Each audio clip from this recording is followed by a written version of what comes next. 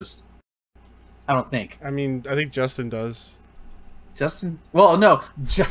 I remember that tweet that I sent to Justin that home prep is just gentrified leftovers, which I still love that. No, what about millennials? Oh, how beatniks are just millennials of their time. Oh, and how we're millennials, but we're technically not millennials because we are millennials. Yeah, but we're not. Millennials like, are just an age group, right? But we're not like millennials. I'm doing finger quotes because you can't see me. It's just an age. Okay. Yeah, I know. Right, we're not what the media too. perceives. We're not what media perceives as millennials because we don't eat avocado toast. Because no one wants to admit they're millennial, but I mean, you are if you're in the age group. Like that's just how it is. That's a fact. No, my soul was born in 1955. Like my mom would want to think that she's a baby boomer, but she was. Oh yeah. You have to be born. No, I think she's Gen X actually. What year was she born? 64. Yeah, she's Gen X. Because my dad's Gen X, for sure.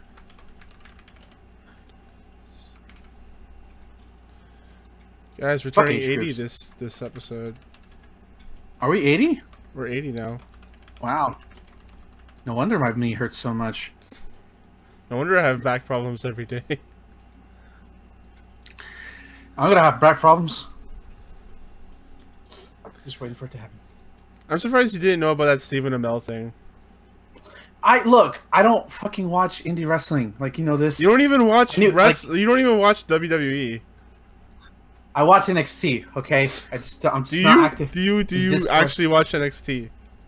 Yeah, I feel like I'm an asshole in the Discord, so I don't say much. You don't watch wrestling. You're not a wrestling fan. Like I don't Raw's boring. I don't want to see my NXT babies like bastardized every week. I'll just watch them once a month on pay-per-view. That's what I'll do. Yeah. Like I don't want to I'm enjoying NXT once a week. It's good. I'll maybe rewatch the classic pay-per-view every now and then, but like fuck WWE at the moment. At least their main shit. It's boring.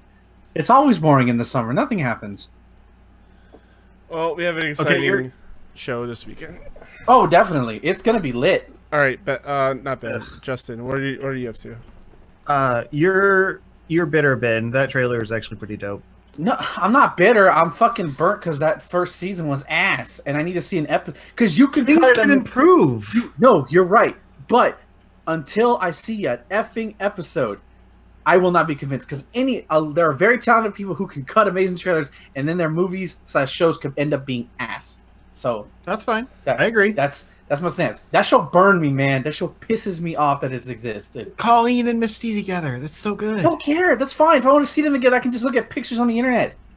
I've read their. We're watching Luke Cage season 2. I've read. What kind of pictures are you looking at, man? None of that appeals to me, dude. I've read their comics. Like, yeah, okay, they're together. All right. You guys recording? I've been recording, my dude. I am now. All right. I did want to talk to you guys just a little bit briefly, just so I have this on the show, and to just spoil the hell out of Christopher Robin, because I think you guys need to know what the ending is on this thing. Oh, does it turn like Passion of Christopher Robin? No, that would be a good movie. Exorcism of Christopher Robin. That'd be so sick. That version needs to happen. There are a lot of versions of this. The power of poo compels you. The power of poo compels you. There we go. There's a lot of versions of this movie that should have happened. But it's like that stupid thing where like, oh, my dad doesn't spend enough time with me, and he's spending all weekend trying not to get his staff fired. And then the solution he comes up with is that he busts into the room and he goes, I have the solution. We just give everyone paid vacations. And then everyone will be happy and go on vacation and buy luggage, because he works at a luggage factory. And the bad guy, quote unquote bad guy of this, because he's not really in the movie all that much, he's like, he doesn't have a monocle, but if he did, it would drop from his face, be like, paid vacations. Like, he actually delivers it in that kind of like in that very cadence. posh accent. Yeah, it's so fucking bad. It's like such a joke. Oh, I was so pissed off. It's not wholesome, like endearing, because that's what I got from everybody else. It's fucking stupid. It's fucking stupid. It's just dumb. Everyone, like, I think everyone else was just sidetracked by all the stuff that happened, like, in the middle of the movie where he's actually in 100 Acre Wood and, like, hanging out with the pals. Tigger looks like a fucking grandpa in this for some reason. I don't know why. He's aged. He kind of is a grandpa. Yeah, and he's voiced by Peter Capaldi. That doesn't help. But he's bouncing around and shit. Like, he's not... Wait, he's voiced by the Doctor? Yeah. Wow, that's weird. I wouldn't think of that Doctor. Wait, sorry. No, that's not Tigger. That's Rabbit. Okay, that works. I'm tired. Yeah. Yeah. Tigger is... I think Jim Cummings, like the same guy that does Pooh. Okay. You can look it up. I just, man... Yeah, because I could never picture... I can't remember the actor's name. Ever being happy. Like, he just never looks happy. Tigger? Right. Tigger's always happy. Or Rabbit. No, Rabbit. Well, the actor, yeah, the actor who plays Doctor Who played Rabbit. He never looks happy in the things he does. He smiles in Doctor Who sometimes, but it's weird. Yeah, that's the point. He never look, and when he looks happy, it's like, oh God, he's gonna murder somebody. Run! Why is he happy? What did you do? He only smiles once a year. You know it's not good. Yeah. But yeah, I just had to get that off my chest because like it was bothering me this whole week. Yeah, welcome to the Charge Shot Gamescast, everyone. Every week, friends gather around, talk about things going on in their lives and the games they've been playing. This week, I've got Justin. Hi, I'm tired. Yeah, me too. That's why I'm drinking a Red Bull and vodka. And we got Ben. Hi. All right, cool. Were you expecting something low, gentlemen? You always have something for us, and today you just do a regular high. Listen. Sometimes you throw a curve or a slider. Occasionally you just want a fastball right down the middle of something that you're going to expect to hit right out of the park. Yes, I threw a baseball analogy. Somebody who listens to this is going to understand it. And sometimes you just kind of the ball a little bit. Yeah, grandma style. The batter's just like, you want to try again, Hoss? All right, Justin, what have you been up to this week? I'm continuing my crusade of beating every Mega Man X game, and I tell you what, I'm over it. I played the good ones. I beat the good. I proved that I can do it. I'm over it now. I managed to beat X5. It was not fun, but I did it. I went through X6, like I beat all the Robot Masters. It was not fun. That game is awful. But I did it, and then I got to the final sections or whatever. And it was so stupidly annoying that I literally beat that game in rookie mode. Like I was so done.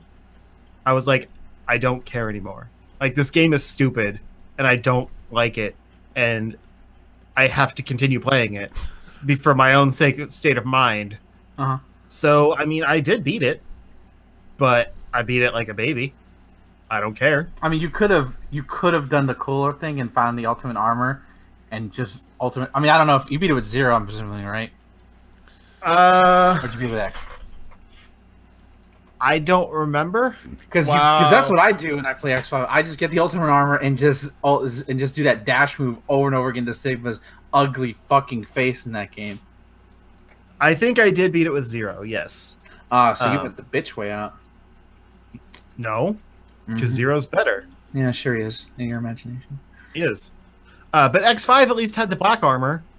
X6 only has it with the code again, and it doesn't even do that much. Nope. So why did they take a step backwards there? Because that game's development time was ridiculously short. Yeah, I believe that. Especially since there's an entire level where literally you just walk down a hallway. Anyway. So yeah, then I went on to X7, which was an experience. That's the only one of all 8 of them that I'd never actually touched before. Like, it was entirely new to me. And that game is something special. Not in a good way, but it's something special. It is its own unique breed of video game. You start the game as Axel, a character that's never been seen before. You do a little 2D section, pretty generic, kind of, normal, like, oh, this game might not be so bad section. and then it immediately switches to 3D. In 3D. And in 3D, you are still playing as the same like Axel character who shoots forward. He basically is base, like X's version of base, because his shot is like rapid shot, not rabbit shot. And so even though it's in 3D, he's just shooting straight forward. And you can't like aim in any direction, so you just have to pivot your body if you want to shoot in a direction other than straight forward.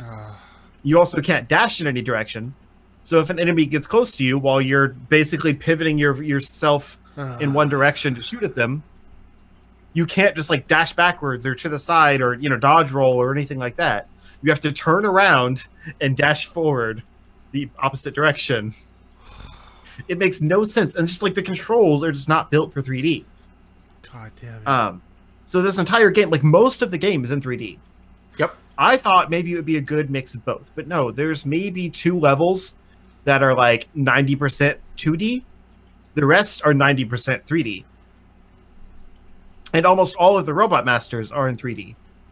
So this whole awkward, like only being able to shoot in the direction you're facing in a 3D plane mechanic is applied to the boss battles. And also the powers you get from the Robot Masters pretty much run along a 2D plane. So like, for example, there's one that's called like a wheel shot or something like that. And it kind of just, it shoots out like a wheel that just rolls forward and then keeps going in a straight line.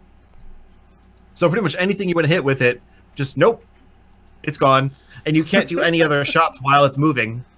So until it like leaves the screen and disappears, that's the only thing that can be on the screen. Oh my god. It's just like everything about this game is so awkward and clunky. Sounds like a and nightmare. Like you move super slow in the whole game. But in 3D, you are like chunky tank mode. And also there's a few levels where you have the vehicles. And whereas in past games, the vehicle sections were really fast, almost too fast in some cases. This one, you move like it's basically a snail mobile, unless you activate the thrusters, and then you just zip past everything, because the items you're supposed to pick up in this level are like teeny tiny and have very exact hitboxes to collect them. So you pretty much have to just like go at snail's pace the entire time. Oh, and by the way, the level has a time limit. It's the stupidest thing. There's another one where the only level where you have the right armor, and there's 2 different kinds of right armor that are both only in this level. They're actually okay, but again, they still only shoot in one direction, and this entire level is 3D, so it's just awkward. There's also, they brought back the Reploid rescuing mechanic in this game. And I'm going into depth here because I never want to play this game again, and I don't want you to ever have to play this game, so I'm just kind of giving everyone the details. Unless this sounds thrilling to you, which, see a doctor. Or you do a YouTube channel, you need them views. True. I actually, like, I got a little bit of a crash course in this game by watching a Pro Jared video to mentally prepare myself for it. So there is novelty to that, I will say. Oh, man. But I already have a video written for X5. I'm not going to do one on X7.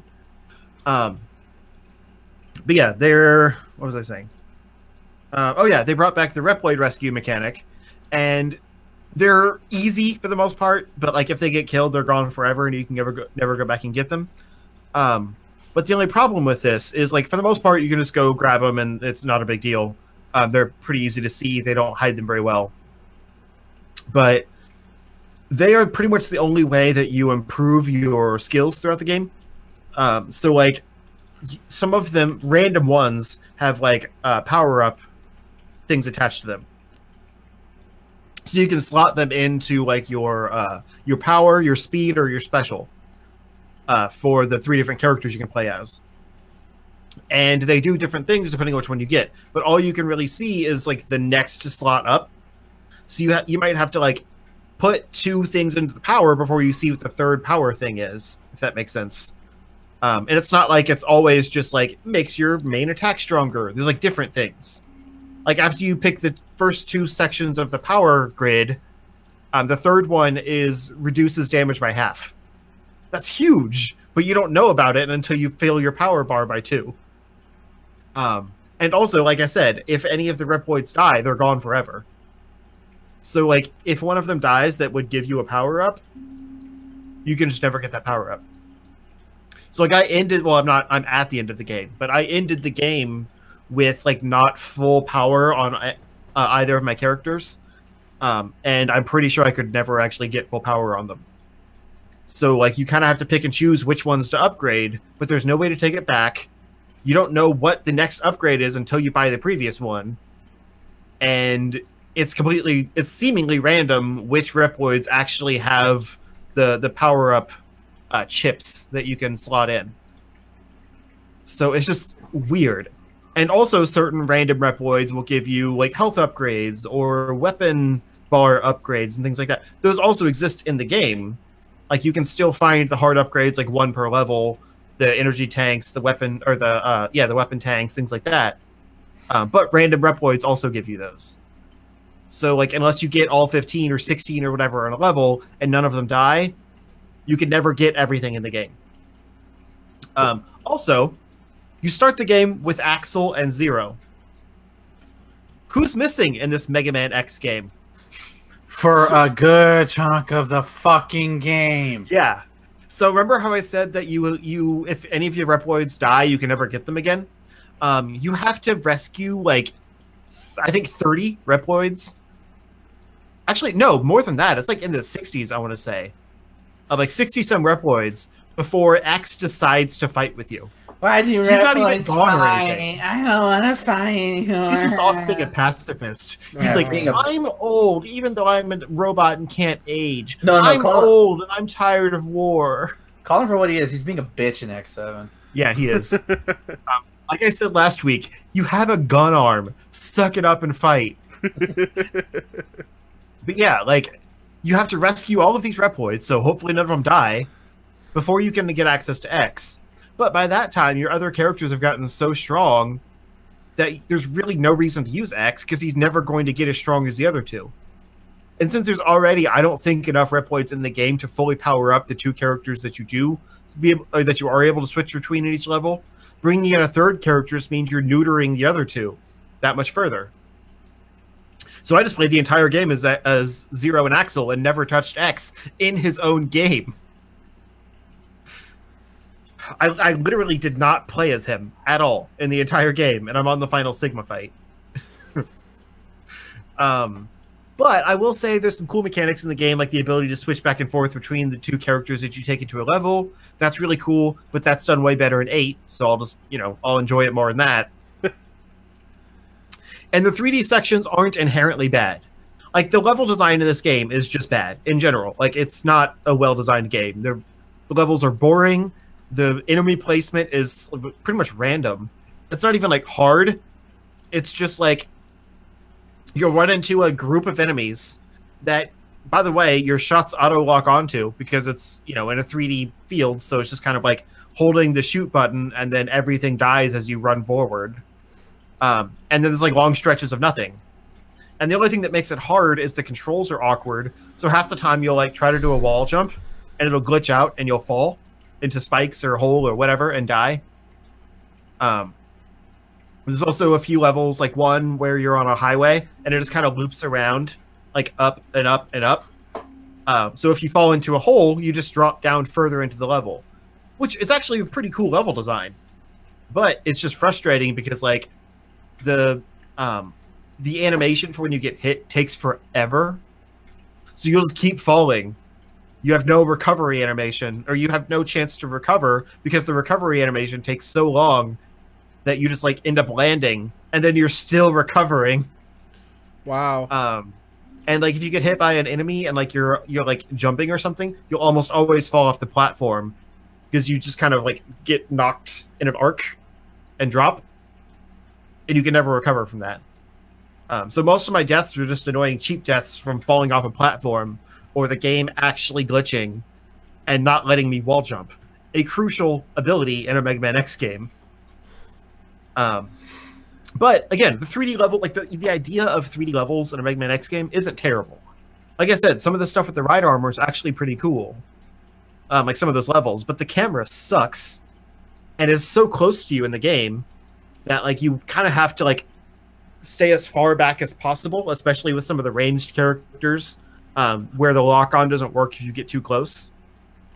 So I think if they made this game more like a Nier Automata type thing, where it follows the character, but like you have free range of motion with the aiming. I know that's a sword game, but you know, basically free range of motion with the camera and the aiming. Essentially, like third person behind the shoulder version of Metroid Prime. I think it could actually work.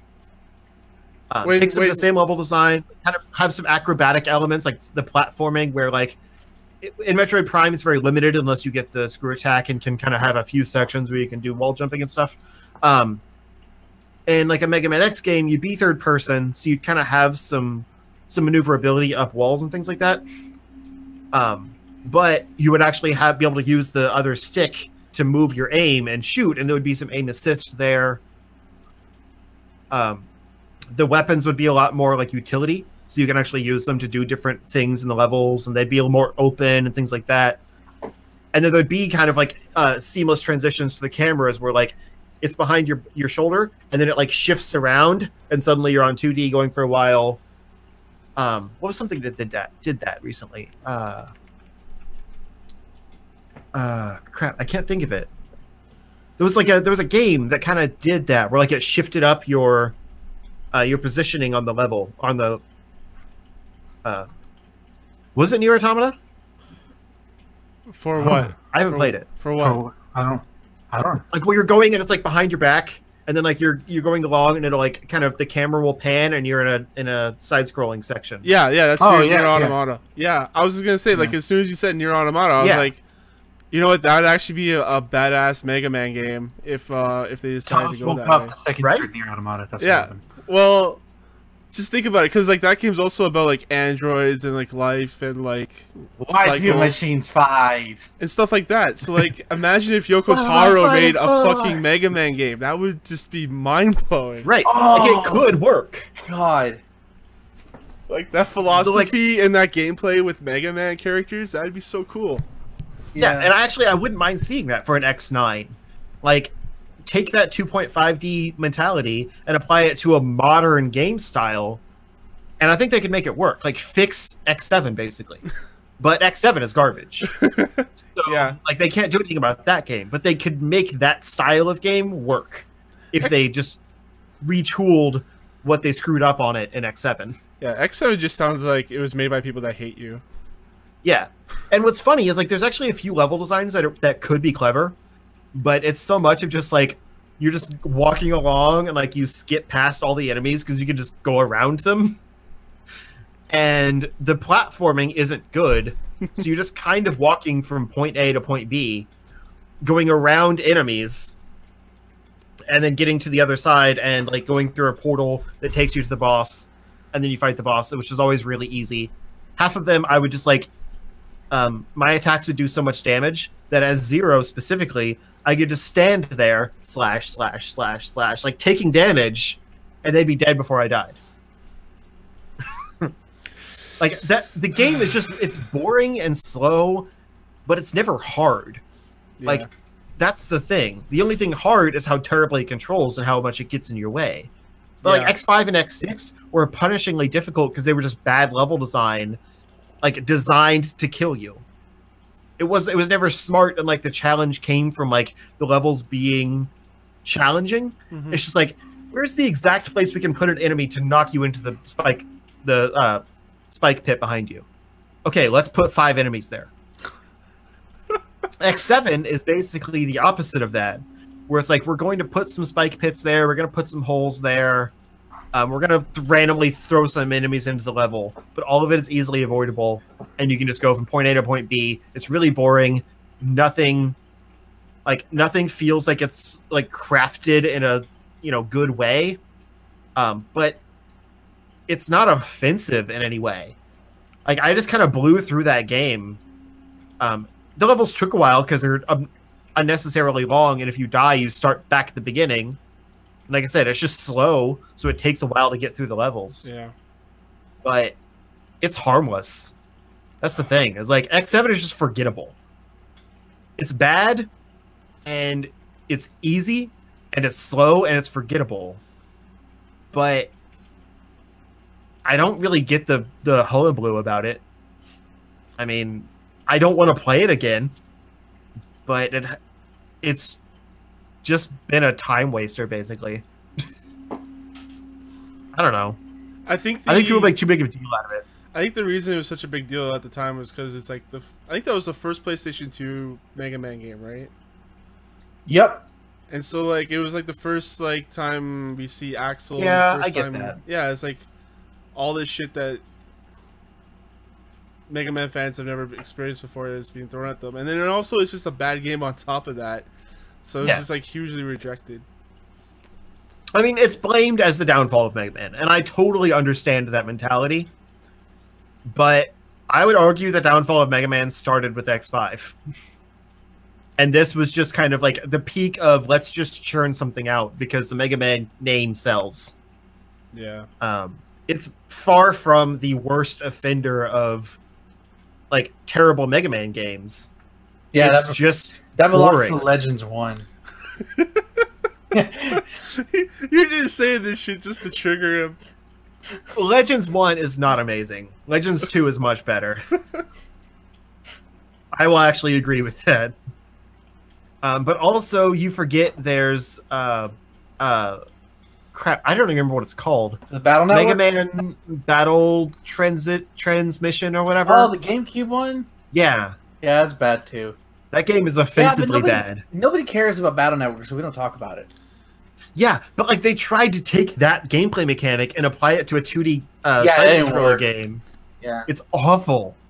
You know what? I would play X7 over that one again. Yeah, I always actually, you know what one Mega Man franchise I actually wanted to try is that Star Force series that I never ever not bad, tried. actually. Like it's basically Battle Network again. It's just a little faster paced. Yeah, that's what I want to try because it actually looks kind of cool. Yeah, but like I can't find the games anywhere, and when I do, they're super expensive. I don't want to pay that much for fucking DS games in 2018. I mean, if you want to play it on an emulator, I can hook you up. Nah, man, I don't do that. I ain't about that life. Can you? I mean, I've heard they're all been taken down now. Are we segueing? Saying I can hook you up. No, we're not segueing because there's no. We're not. This is not the news show. Yeah. Yeah, but anyway, so that's X7. You never need to play it. It's fine. Yeah. But I'm almost about to beat it, and then I'll report on X8 next week because I'm actually excited to get back into that one. Yeah. I want to see if it's as okay as I remember it being. I was about to say good. It's not good, but as better than X7 as I remember it being. You are way too optimistic about this game, or too positive about this game. It's not terrible. That's all I'm saying. Aside from that, I also played Celeste, which I don't want to get too much into because I do have a review going up probably before this episode goes live. But I will say that is a very good video game. Right? Yes. I'm kind of upset that I didn't pick it up sooner. Right? But also, it's not really my type of video game. It's not mine either, but it's awesome. Like, I really enjoy what I've played of it. And, like, I'm definitely going to jump back into it. But it's not the type of game that I would normally be like drawn to, because it feels like that kind of like Super Meat Boy type of like run-based game. Yeah, but actual good level design. Yeah, there's really good level design, and there's a draw to it because it actually has a compelling story. Yes, it does. And like a sense of progression where it's like it's actually you're kind of going from like thing to thing to thing rather than like going through a level, jumping back to the world map, going into the next level, going back to the world map, next level. But it feels like you're actually like in an adventure game, but that just happens to have a world map. Because each level is just like the screen over from the last level. It's not like so disjointed that you're just going to a level selection screen, if that makes sense. And the music. And so those two things combined kind of make it feel more like an interconnected adventure game that actually has like a ongoing plot to propel you forward rather than just a run of complicated levels that are, you know, designed to kill you multiple times. It still has that stuff, but it's done in a better way. Yeah, in a way, Celeste kind of manages to appeal to all kinds of players, people who want a good element or another. It's true. But yeah, I should have that review up very soon. Probably by the time you're listening to this, for the most of you anyway. I'm not going to have time to do it over the weekend, but for most of you in the general public, it will be up by the time you listen to this. And just expect a good review. I'll say that. But yeah, it's written. I just have to do the voiceover and cut together the video review part of it.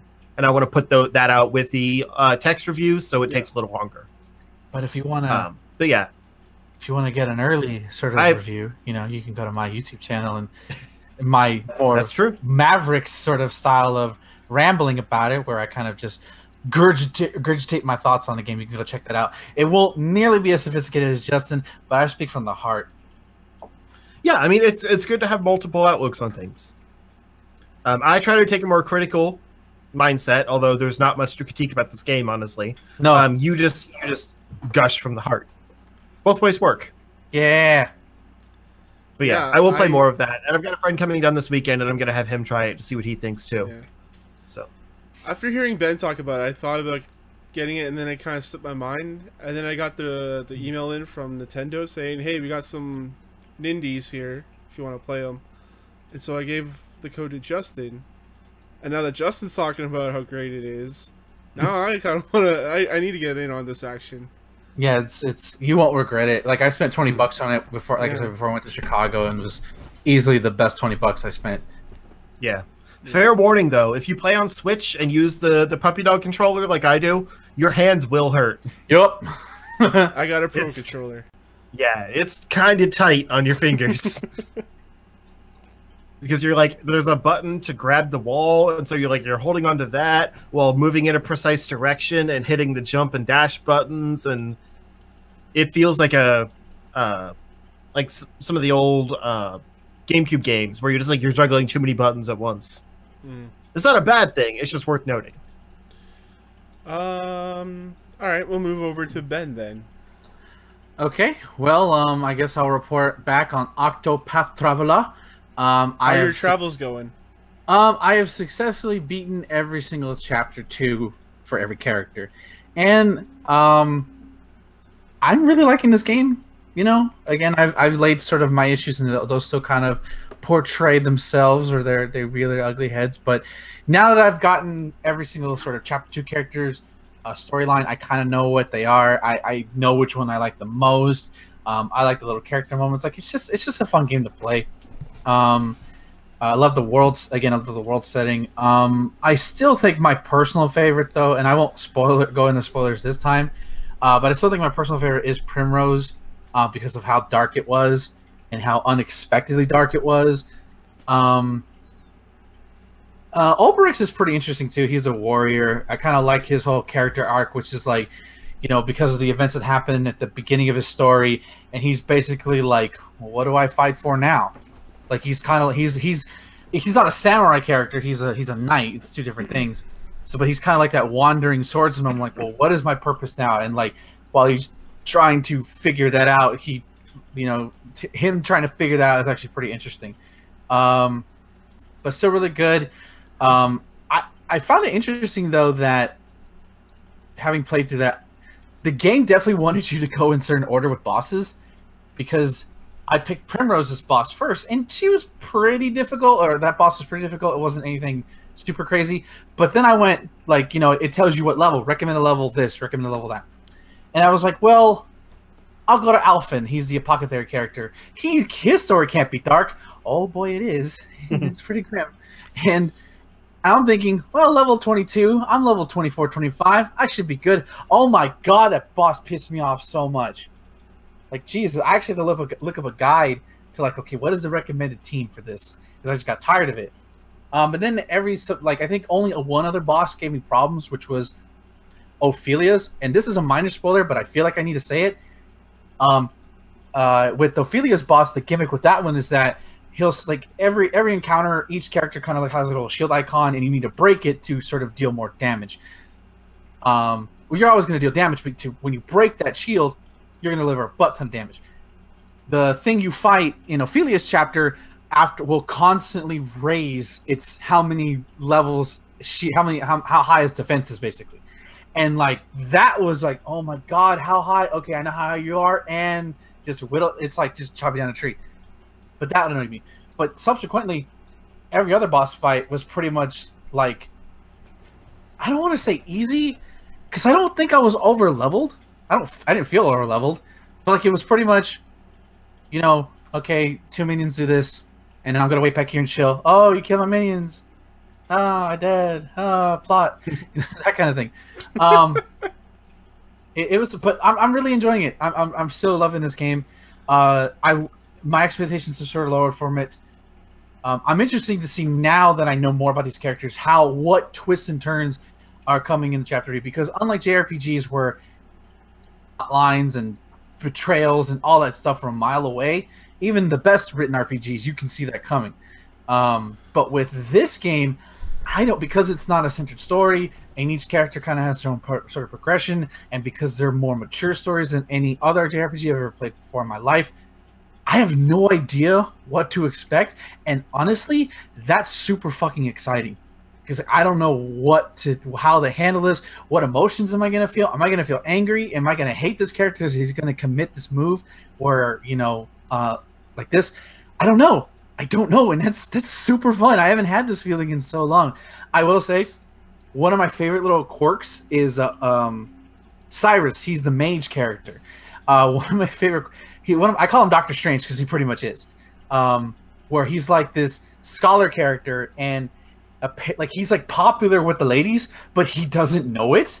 So like there's like a little conversation with him and Primrose, and he's like calling her beautiful. I was like, you might want to be careful, Doctor. It's like, what? I was just complimenting her. I don't know what to do. Like just this bookish guy who's super handsome who doesn't know. Like, dude, you can turn women on like crazy just by talking. Like, learn for yourself, young man. That game is super good. Buy it. Just buy it if you can find a copy. I played a little Crash 3. Bandicoot, because I haven't touched that in a while. And this time travel, it's fun. And I've only played the first level, the first sort of world in that game. I don't remember playing a lot of Crash 3 back in the day, but I played a little bit of it. The motorbike section or the water bike section is god awful. Like the controls in that, like I had heard the controls in that thing were shit, but I kept thinking being optimistic, and this is why I'm not optimistic, because I end up getting betrayed and hurt and lied to, and then I get angry. Crash Bandicoot has awful controls. Gotcha. The water bike has awful controls because like the speed is weird, and especially if you're going after boxes, which I normally don't, but like something inside my head is like, you're gonna complete Crash 3. That means all the boxes, all the gems, and all the relics, you madman. And I'm doing it because I'm fucking crazy apparently. But then the second I do the water bike stage, and I know there's like 2 or 3 more, I was like, yeah, fuck this. I'm just gonna beat the level. I'm not doing this. This is too much of a goddamn time waster. But Crash stuff, but like the overall just level stuff, it's Crash. And it's fun. It's good. And you know, the only thing I've been playing is BlazBlue Cross Tag Battle. Okay, potentially my game of the year. I don't know. I just like enemy titties. I don't know. A lot of games are your game of the year so far. I have 2 game of the years. I have 2 contenders right now, and one Games of the year. Yeah, games of the year potentials. I don't know which one's gonna be number 1. I don't know. Tune in December to find out. But I still love it. Again, so practicing with some of the new DLC characters, I've discovered one of the Persona characters is a DLC character. His name is Akihiko, I believe. He's from Persona 3. Apparently, I've never played it, so I don't know. But he's a fucking boxer, and like I've always wanted to play a boxer in Street Fighter, but they're either A, Balrog, and I don't like Balrog, or B, Dudley. I'm not good with Dudley, and I'm not that finesse, but this guy kind of seems like he has the raw power of like the mentality of looking like he looks like a skinny version of a Japanese what Balrog would look like. Like he has this like all tatted up, all cut up with like bandages and like a cool gloves. And he has a sick ass cloak, and he just punches the shit out of you. And like his like if you press like B multiple times, he does like rapid punches, and it builds up a meter. And then from there you can do like like a lowering punch, a high punch. It's so fun. Like it's just pure rushdown. I love it. I love playing this game. Shoutouts to that one Japanese player whose name I couldn't read because it was not written away. I could read it, but he played. It was I know it's called different things depending on where you are in Japan. I don't want to offend anybody. Yeah, there's like 3 different types of those. Yeah, so I don't want to offend anybody. But Too late. he was a diamond level player, and he played like 5. You offend people just by existing. Yeah, he played like 5 sets with me, and he like pretty much demolished me almost every time. But I got a couple rounds, and like it was just fun. Like it was just having a good time. Like I could get my butt kicked in this game over and over again. I will keep playing. It is too much fun. I mean, you're a masochist, to be fair. I mean, yeah, but like when it comes to fighting games, like, and I'm a person who gets angry really quickly. Like I only have time for so much bullshit. Where like, okay, I'm done with this. You know, there's a reason why I don't play Dark Souls. There's a reason for that. And I played Dragon Ball FighterZ last weekend from the beta. Got to play it with some of my friends, and that game is really fun. Like I can't wait till like it actually got me excited about it for when it comes out on Switch. Next month? Yeah, end of next month. The only thing I hate is that I'm gonna have to pony up the $30 DLC, and I don't know if I want to do that. But then I see Bardock, and I'm like, okay, I guess I'll do it. Here's an extra $30 on top of the 60 I already gave you, because I'm a sheep. But that's all I've really been playing. Nothing much, nothing too different. I didn't even play Street Fighter V this week. Wow. Yeah. No, I did, but it was just to get a cool. It was just to get a costume for Rashid, because there's a thing where you can get Airman from Megaman 2 as a costume for Rashid. That's pretty cool. Yeah, it's like if you haven't seen it yet, anybody who's watching this, just Google Airman Street Fighter V. It's so stupid. It looks so stupid, but it's awesome, and I can't wait. I'll probably pick up SF5 again, more so, and just beat the shit out of people as Airman. It's awesome. If Street Fighter like a Mega Man Airman? Yeah. Yeah, Mega Man Airman. Like he's literally like he looks like Airman, like big ass like fan and everything. It's pretty This is good. kind of a random choice. Yeah, but he's like Rashid is like the turbulent wind. He uses wind attacks. Yeah. Airman. It I don't fits know who his these character. characters are. Well, he's a new character. Rashid is brand new. He's from Street Fighter V. Oh. They should do more of that kind of stuff. That'd be a lot of fun. Well, this entire year they've been doing like crossover costumes. Like certain characters got Monster Hunter costumes. They just recently did like Devil May Cry costumes for characters. Nash or Charlie, depending on which version you played back in Street Fighter Alpha, got a Captain Commando costume. Guile got an Unknown Soldier costume. That's a Capcom property probably nobody knows about. So they've been doing stuff all year. It's just that because everybody hates Street Fighter V, just nobody looks at it. All right, that leaves me. I haven't been playing too much. I played a little bit of Grand Theft Auto 5 just to get the gun in Red Dead Redemption 2 later this year. You get $250,000 for that. So if you're out there hurting for money, go ahead and do that quest to get that gun, because it's an easy $250K. Nice. That actually allows me to do one of those missions in the clubhouse. One mission. Yeah, like one mission. What else? I've been playing. I picked back up Infamous 2. I think it's Infamous, right? The fighting game, DC fighting game. Injustice. Injustice. What did I Infamous say? is the electrical. Yeah. Injustice 2. Oh. I always confuse the two. It's easy to do. Well, they're both about bad people, so.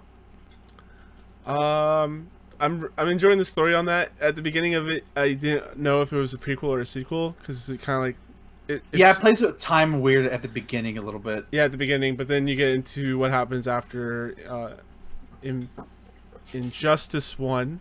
Yeah. Does it follow up after the comics, or does it ignore those? Well, you probably have a better idea. The Injustice comics Injustice takes place before the game starts. So Injustice 2 I don't know, there is an Injustice 2 series going on currently. I don't know where that falls in the timeline. Okay. I thought the comics were like kind of just adjacent, like before and after. No, they're straight up prequels. Like, Yeah, I know for the first run, for maybe the first 10 issues or so, it was like that. It was like a prequel, but I stopped reading them after that. Yeah, no, it's all like it's 5 years. It's all they all chronicle like it's done now, but it chronicles all 5 years leading up to the game where the other heroes that come from the other universe come in and kick Superman's ass. Mm-hmm. Okay. So in this one, it takes place after like Superman is imprisoned and everyone else that was on his side are on the run. The big threat in this one is Brainiac, if you didn't know. Yeah. I got to the point where I thought it was like going to be the end of it, but then there's like the not so big twist that happens, and then the achievement pops up. You are 50% through. I'm like, Yeah. oh, okay. So it's quite a lengthy story mode for it, but I'm enjoying the story mode going through it. What are you playing on? I'm still playing on the Xbox 3. I was gonna say 360. That game would chug on the 360. Oh my god. On the Xbox One, I still don't like Superman's look. He has that stupid weird helmet thing, like the thing that comes up around his ears for some reason. Yeah, the whole aesthetic in Injustice 2 is kind of weird. It's a little weird, yeah. Especially his suit. God. They got your girl in there, Supergirl. She's in this now. She plays like the party that doesn't know what's going on between like what happened to Superman and everything that happened to him and all that. Right. So she learns the truth and is horrified because she's a good girl. Yeah, I've been really enjoying playing that one. I think the character I enjoyed playing the most is probably the Flash still. Just because he's got the speed. Yeah, I think that's pretty much about it. Like, I've been doing Destiny stuff, but like I haven't really played Destiny this whole week other than probably the weekend. Yeah, I got a bunch of stuff I need to get on doing though. I just can't talk about them because embargoes aren't up until like a week from now. I played a little bit at the beginning of Yakuza 0. I already told you about that. I think probably in the Discord, probably not on the show, but I need Ben's reaction if he ever gets around to playing it. I'm gonna probably buy it with my next paycheck. It's 20 bucks, right? I don't know. It's probably cheap. Yeah, I know Zero, right? Not Kiwami. Zero. I think Zero. Yeah, you should start with Zero. Zero is a good place to start. Yeah, I figured it's Zero. It's the beginning. Exactly.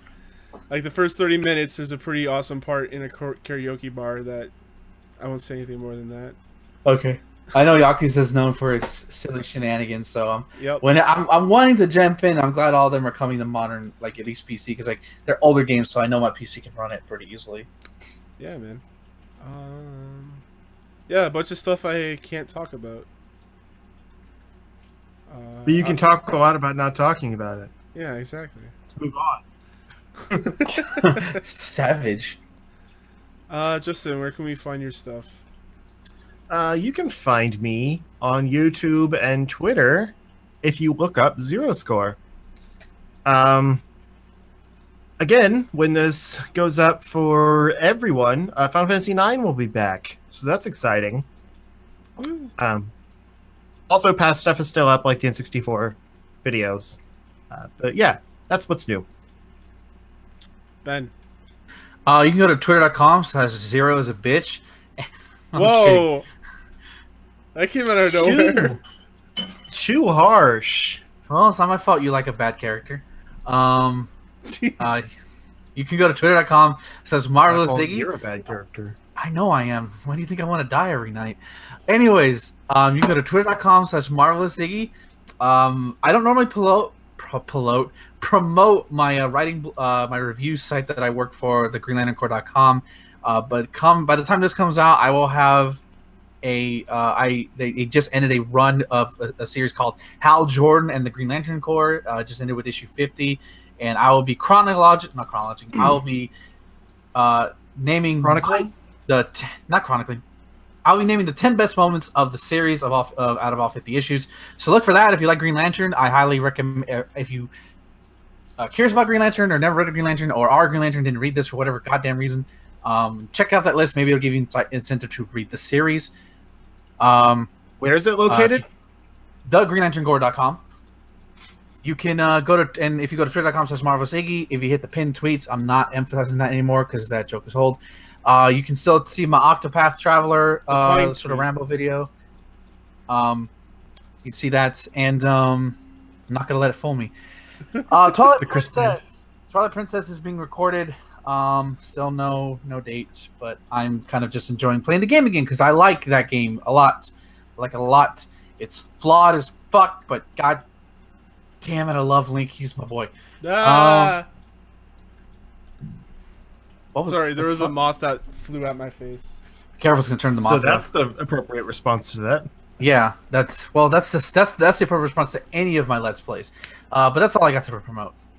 Moths are afraid of moderately loud noise. Die! It's dead. Pause for edit. No, I'm leaving that in there. Rip Mothra. Sorry. Are you finished? Yeah, I'm finished. I'm finished. That's what you said. Thanos is right. Go message that one random dude who has that Twitter handle. Go follow him. He needs some follows. He's never tweeted, so it's not like he's gonna fill up your feed. Nope. If anything, he'll divide it in half. If Twitter gets their way, they'll just snap him out of existence. Oh, snap me out of existence, please. You can follow me, your host Thomas, on Twitter. CSG Thomas on Twitter. You can also email me, thomas@charshot.com, with any questions, comments, concerns, compliments, or anything else that starts with a C. You can also check us out here at charshot.com. Yeah, email me your cock. Your cocks. Yep, 100%. I'll give you a good reply. Chickens, I mean. Of course. Right, of course. Charshot.com is where all of our audio, video, and written content lives. You can check us out there. And check us out at Charshot, our patreon.com/Charshot if you want to support us and keep the website running. Until then, guys, enjoy your games. This episode should be called Send Us Your Cocks. Send us your cocks. I mean, chickens. It's like ... Alright, guys. Let's, you guys need a break. Good to go.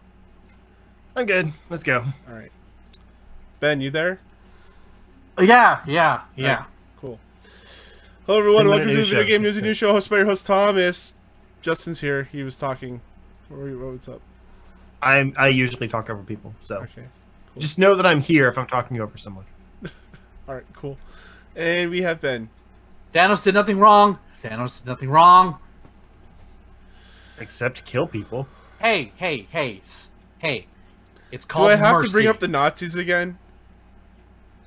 I saw something recently that was like basically explaining that Thanos never cared about like what would actually help the population. Like, you know, the argument that he could have just made twice as many resources or whatever. That was never his intention. Right. He wanted to prove that like what he wanted to do with Titan would have worked. Can he make resources with the glove? Is that a thing he can do? Yeah, you can do whatever you want. But the point is, like, he just basically wanted to stroke his own ego. It wasn't about actually fixing the world. It was about his own pride and his ideas. If Thanos jerked off with the Infinity Gauntlet, would it be the best jerk off of his life? I would imagine because rainbows come out, dude. I mean, I feel like he'd like activate the time stone at just the right point. Just replicate that over and over. Yeah. Charshot.com, the only place where we'll talk about Thanos jerking off.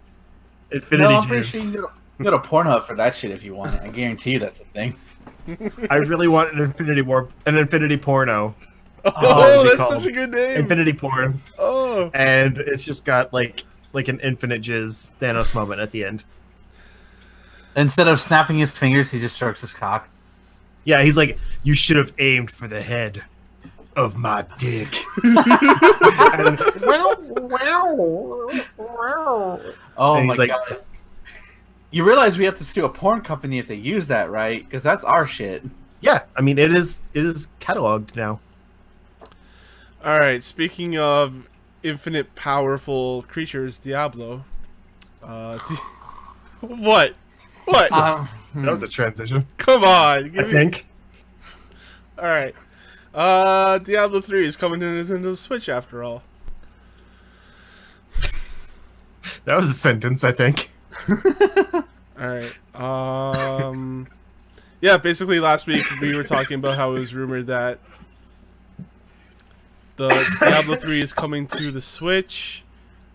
Are you okay, Jason? I'm good. Alright, cool. It's hot in here.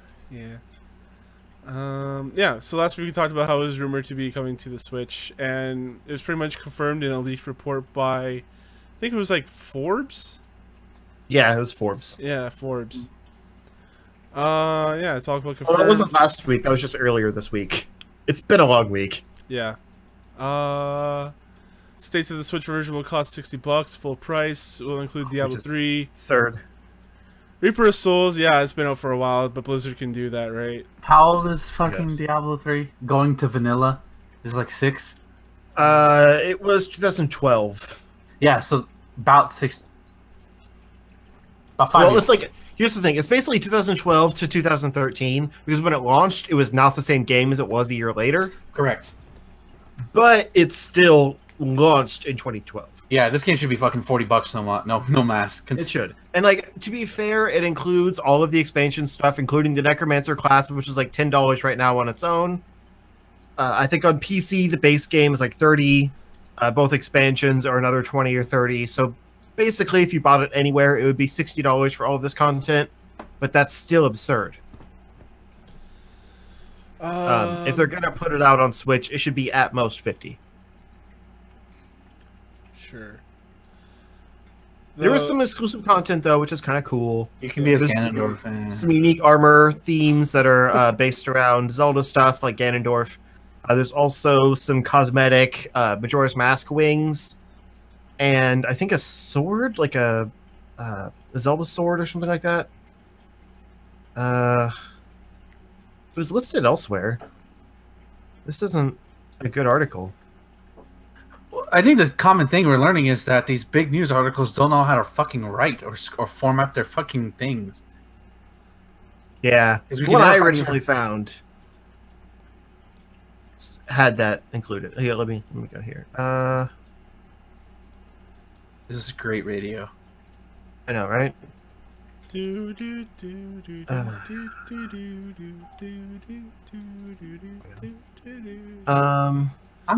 like, does anybody, like, I get that Diablo is popular, right? I get it. I've never been into them. I tried Diablo 3, like, not launch version, because I am a masochist, but I do have my limits. Like, I just never saw the appeal for it. It's a dungeon. Oh, here it was. It was a Triforce portrait frame and a chicken pet. Wow. Not a sword. Lame extras, basically. Yeah. The Ganondorf costume, the Ganondorf armor set actually looks pretty cool. Yeah. But that's really the only one they've shown. Yeah, but if you really want to be Ganondorf, you just play Smash Brothers. Just wait till December. I mean, that's barely Ganondorf. He doesn't even use his sword. The new one does, doesn't he?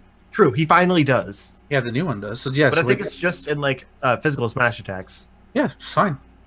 Yeah, I guess. feel more like Ganondorf in that game versus this game. Probably. But no, like Diablo 3 is a good game. I think if they had put it out, or if they were putting it out on Switch like this holiday season for $40, it would sell like crazy. Full price, it's gonna pick up the people on Switch that want a Diablo style game and don't have anything else. Yeah, because everything's going to get And eaten that's a shame. alive. And anything coming out for Nintendo, unless you really care about it, is going to get eaten alive by Smash in terms of sales. Yeah. Because I said on Discord, like if it had crossplay and was cheaper, I would buy it again. I've got it on PS4 and PC, but I don't have the Necromancer expansion, which granted is $10 and I could pick it up on either of those platforms. But the ability to play on the go, like I would play it a lot more that way. When I'm home and like have, PC option, I don't play it on PS4, but I got that because a friend got it on a Black Friday sale, and like we're gonna play together. And then he stopped playing, so I stopped playing and moved back to PC because it's better.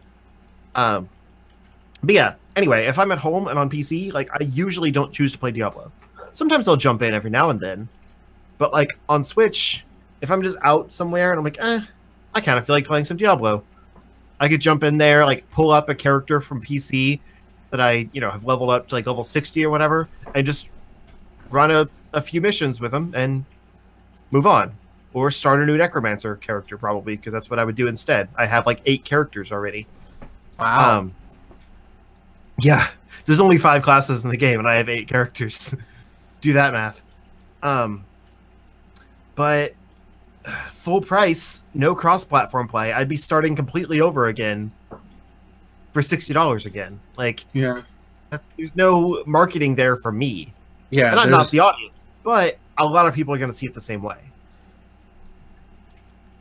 That's I think at least by now the people who own Diablo 3 will have owned and played Diablo 3, and I doubt a lot of Nintendo's core base will want to play this game, at least in terms of what like a hardcore Nintendo fan's going to want, who may have missed out on the experience of Diablo. I could be wrong. I could be misjudging a lot of their taste, but just going on from the collective, I don't think it's going to be as big as it could have been. Say if it was like launch, if it was launch year, it would have been great.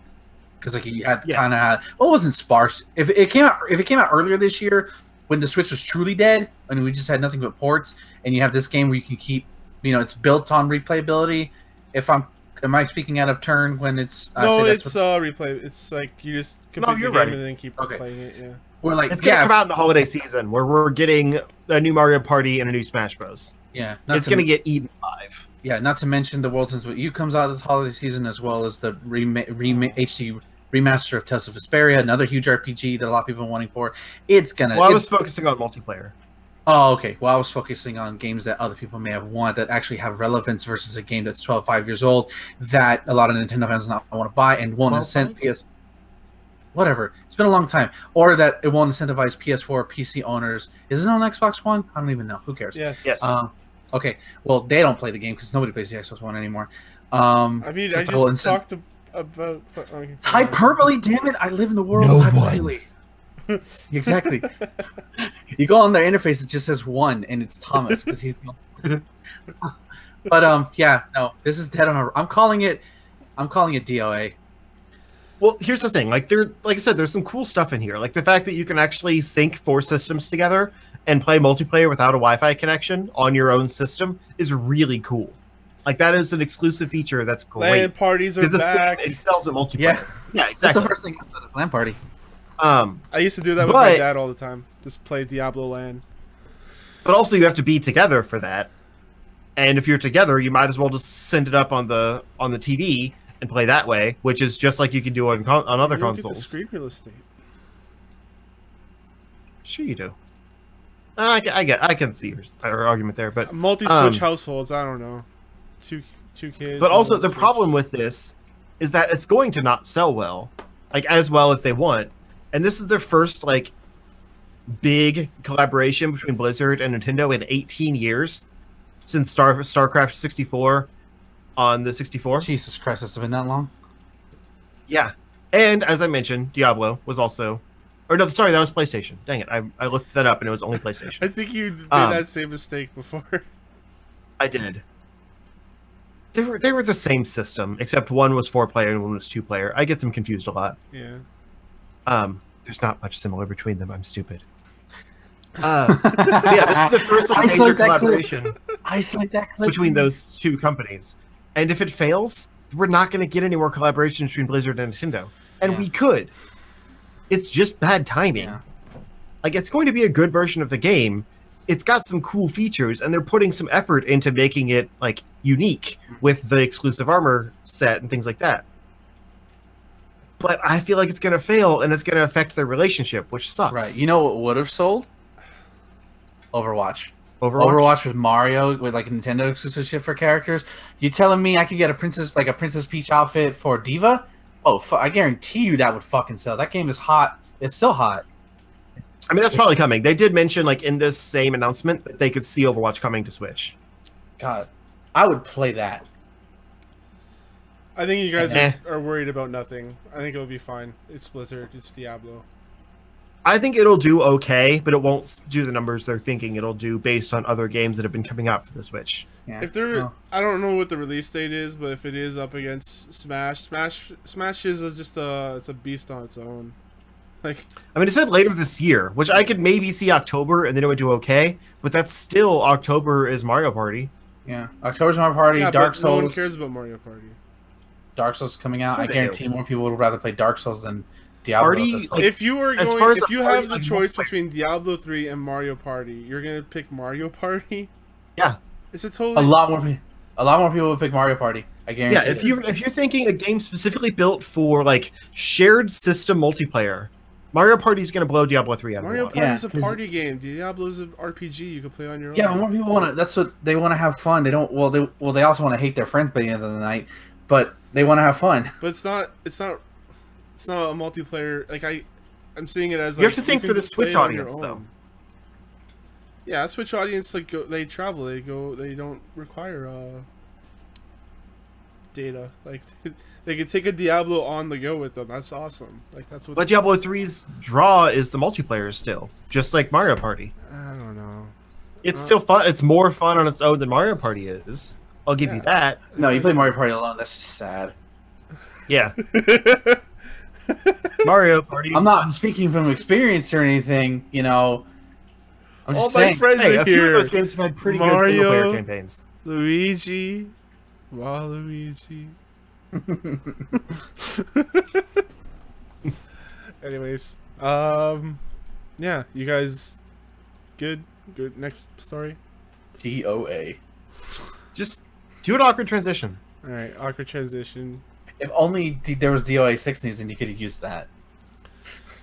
I don't know. I put this Destiny story in here for me, but I don't know if you guys don't care. Speaking of Dead on Arrival. Damn. Destiny's fine. There's a bunch of people playing it. Yeah, but overhauling their competitive multiplayer, it's never been popular. No, Crucible has always been shitty, but I'm glad that they're reworking it so that people like me that are less skilled have a chance to get rarer items. You just have to work for it. God, is that how I sound when I'm talking about Street Fighter 5? Yeah. All right, fine. I'm moving on. Fallout 76. Bethesda announced some new details at their QuakeCon. You guys still hyped for Fallout? I never I'm cared curious. to begin with. I like what they're saying about how the multiplayer, or how the online aspect is going to work. I think a week or two out, maybe a month out, they'll change it so that you can have something similar like GTA, where you can have passive mode enabled, so people can't grief you. Probably. Because it's going to be the people that just farm money just so they control people. But let's actually go through the story first, for those that don't know it. So yeah, QuakeCon happened. We talked about Doom for a bit last week, but it was kind of like hot on the heels, and none of us actually saw the video. But that looks actually pretty damn cool.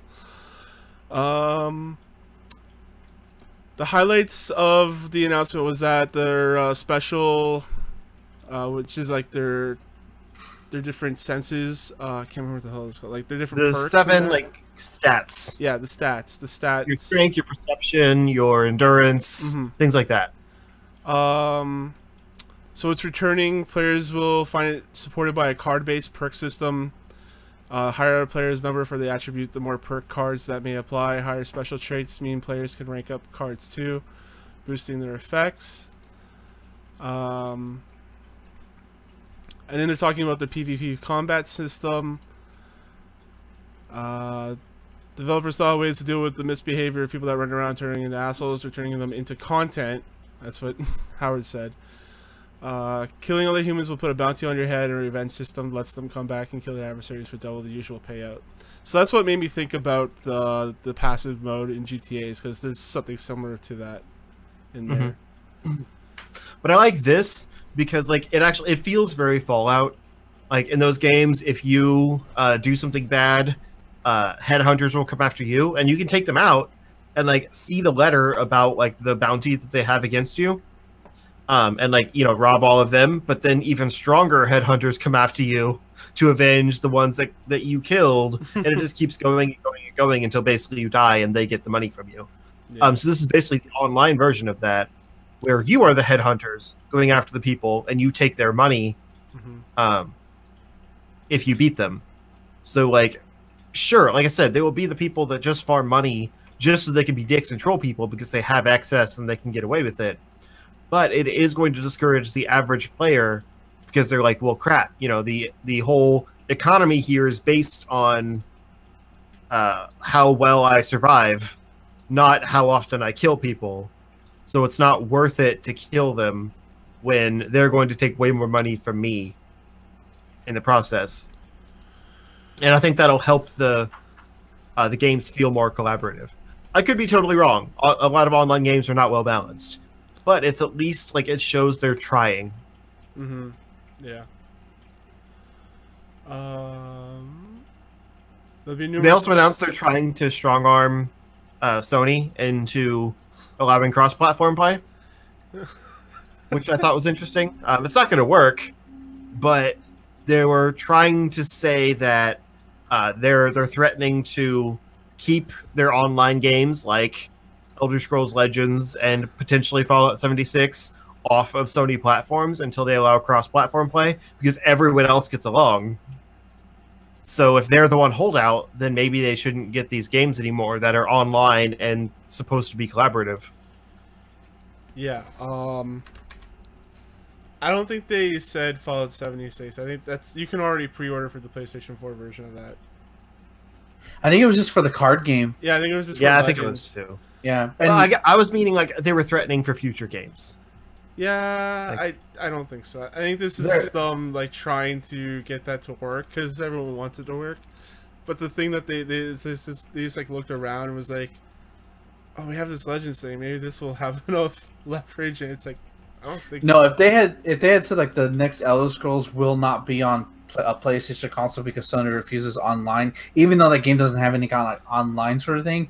I think that would be a big deal, but this is kind of just like, Sony, stop it, please. You don't get the card game. All right, we don't get the card game. Bye.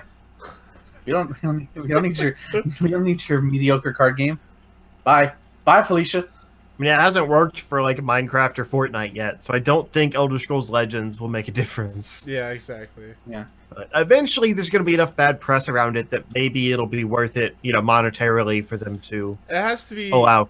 It has to be something like Ben said, where it has to be a big name marquee game, or it has to be something like Activision or Blizzard, but they have a deal with PlayStation, so they're not going to screw around with that. Yeah. It's all about the money. Yeah. Like the Destiny 2 community has wanted like cross save to have their saves come over to the PC, but like Bungie, Blizzard, Activision are not budging on that because they have to deal with PlayStation. Yeah. I like the way Phil Spencer's been going about this, though. Like, he's such a cool dude. He is a good dude. He just wants everyone to get along. And he said in a quote about all of this, it's impossible to answer this question about cross-platform play without saying the name of a competitor. And as soon as I do that, I don't want to throw stones at anybody.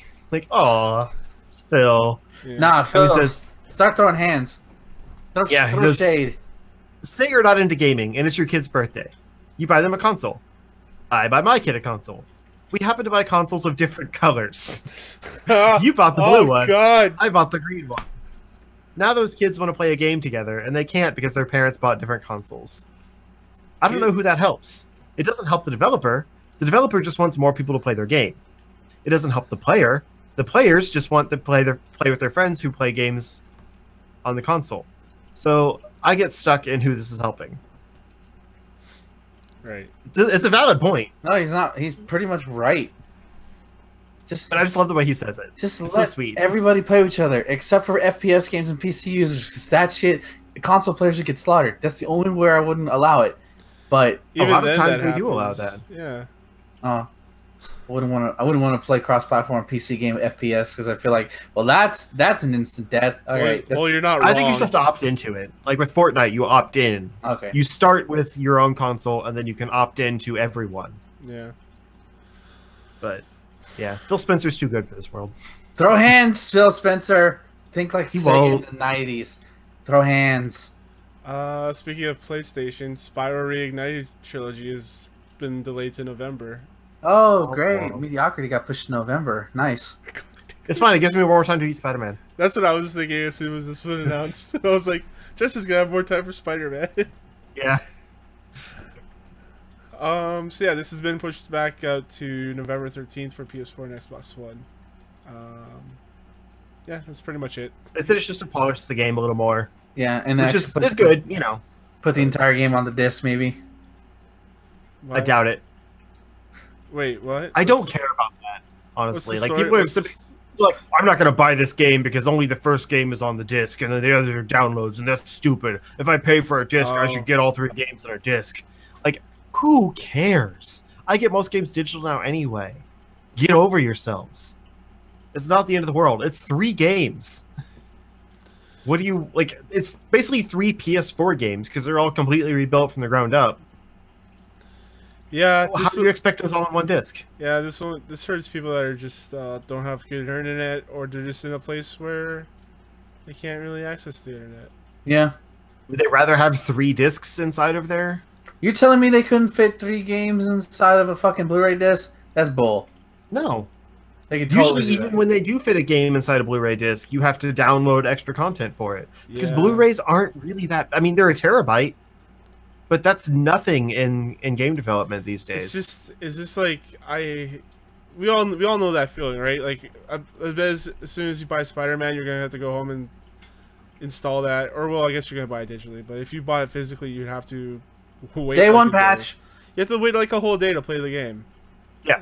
It sucks. Which is why I'm probably going to get that digitally too, so that it can update itself at midnight. It's just such a hassle. This is why I play on the Switch, where I don't have to worry about that shit most of the time. I get most of my Switch games digitally too. That's just monsters. Why would you do that?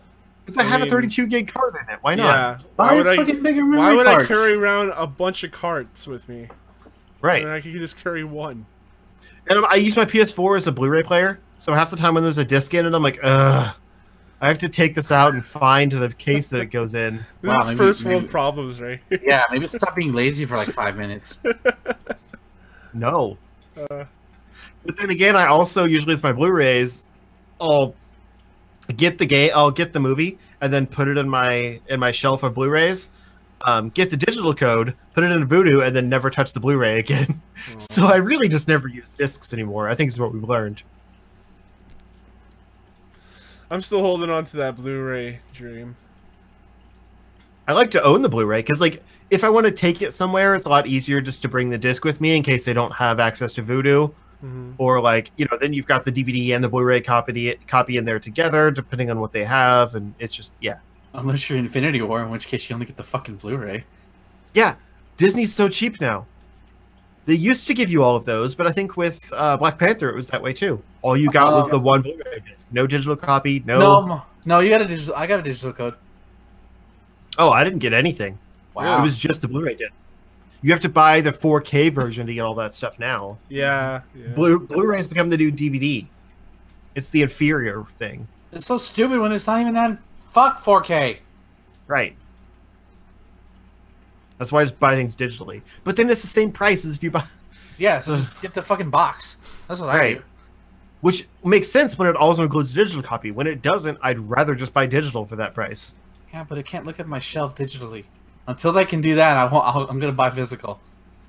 It's a digital shelf. Just think of it that way. No, I need to see it. I need to wake up in the morning and look at my 18 Avengers movies and be like, yeah, I bought all those because capitalism. He needs to take a bath with his Marvel movies.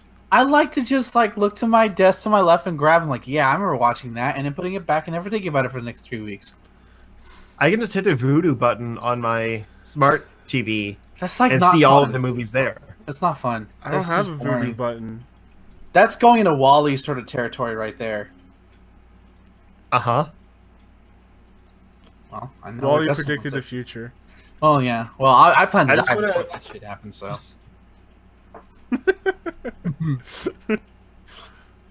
Cool visual gag. Just Yeah. Audio listeners don't understand. yeah, you had to watch the video for that. Yup. Just like squirt some cheese into your mouth. Oh god. Really? I think I almost threw up during that sequence. I did have a fair corn dog and some cheese fries for lunch today. Worth it. Nice. Last story here that I have is, speaking of Disney, Fox 21 is picking up Vampire for a TV show. Is it not Vampire? vampire? I think they call it Vampire. Vamper? This is spelled dumb. Yeah, this was a middling game that came out earlier this year by Don't Nod. People who do, I think it's Life is Strange, right? And Remember Me? Yeah. Yeah. So, yeah. Oh, is that... Are they the same studio that remember me? I'm pretty sure it's the same developer. Yeah, they're French. Yeah. Weird. Yeah, I don't know. I put this in here because it was a news story. Is Fox 21 still Fox? It says like it's not. Fox 21st Century, or wait, 20th Century. I don't know. I think it's Fox. Are you Googling to find out? Oh, no. Okay, cool. I was just kind of staring. I'm real tired. Alright, let's just wrap up the show here. Yeah, I don't even know what Vampire is, so... It's a vampire game. Uh-huh. Uh-huh. Got that. It got a 7 Context. on IGN. Cool. That's what I said, a middling... I don't know, this was sent to my inbox. There's like not a lot of news, so we had to talk about something. Justin, where can people find your stuff? I don't know. Alright, let's get out of here. They can find me on Twitter and YouTube as ZeroScore. Final Fantasy IX will be back by the time you hear this, so check that out. It is, well, Season 3, so Disc 3 of the game. Go watch the rest before you start Season 3, or else you will be confused. And also, I'll be sad because views. That's it. Ben. Move on. Twitter.com/Waluigi is trash, where you can get all information to why Waluigi is truly the worst character Nintendo has ever created. Wow. You want to agree with me? Just go there. Your boy is never getting in Smash. Never. Is in I gotta Smash. see if it exists. He's not playable. He'll never be playable. Unless you mod it, you fucking cheaters. Is that double eyes? I assume it's double eyes. I think so. I don't know. Creative I think spelling. that's- It does not Let's exist. see without a double eye. Ben, did you ever watch Salty Bet? Nope. Still not. What? You never heard of Salty Bet? Yeah. I feel like I'm being set up for a joke and I'm not prepared. So basically, Salty Bet is a website where you can bet on fighting game characters fighting each other, and it's a Mugen thing. So they ripped all the sprites from like all these different games, and they just throw them into this like random fighting game. Yeah, I know what Mugen is. Yeah, so you can like bet on the fights and stuff. Yeah, no thanks. I don't. If I want to pay money on fictional fights, It's not real money. It's just fake money. Oh, okay. Well, if I want to do that, I'll just do it on professional wrestling with my Monopoly money. You don't watch wrestling. Judgmental. So judgmental. I thought we were. Ben, did you said your thing right? Waluigi Yeah, is trash. Waluigi is trash. Okay. You're really bad at promoting. I know. Okay. You can check me out at Thomas at What? but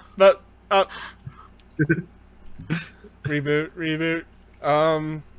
You can check me out on Twitter, CSG Thomas on Twitter. You can also email me, thomas@showshot.com. I just had the thought of like introducing myself as Twitter because I've done that a bunch on the show before. And I thought Hi, I'm Twitter. Yeah.